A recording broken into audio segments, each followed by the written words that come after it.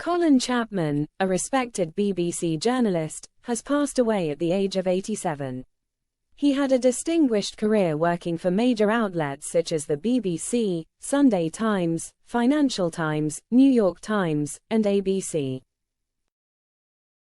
Chapman had been in poor health for several years, receiving dialysis 3 times a week, and was legally blind before his death. He died over the weekend, as confirmed by the Australian Institute of International Affairs, which praised him as an erudite and careful thinker.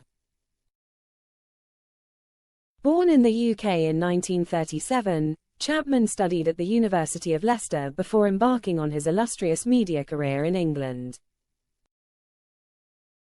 He later became an Australian citizen, contributing to news outlets like The Bulletin and the Australian newspaper. He also served as an executive producer for ABC Radio's PM program. Throughout his career, Chapman was known for his political and economic analysis, covering significant events like terrorist attacks in Hong Kong in the 1960s and international conflicts in Africa and the Suez region.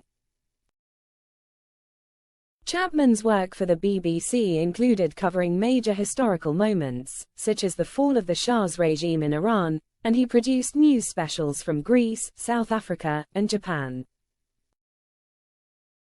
In a memoir shared with the Australian Institute of International Affairs, he reflected on his time as the BBC's economics correspondent, where his broad interpretation of economics earned him praise.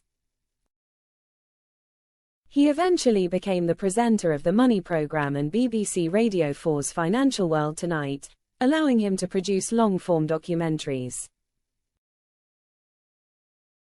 In his final years, Chapman lived with his wife, Susan Grice, in Tavira, Portugal. His death marks the end of a remarkable career that spanned decades and left a lasting impact on journalism.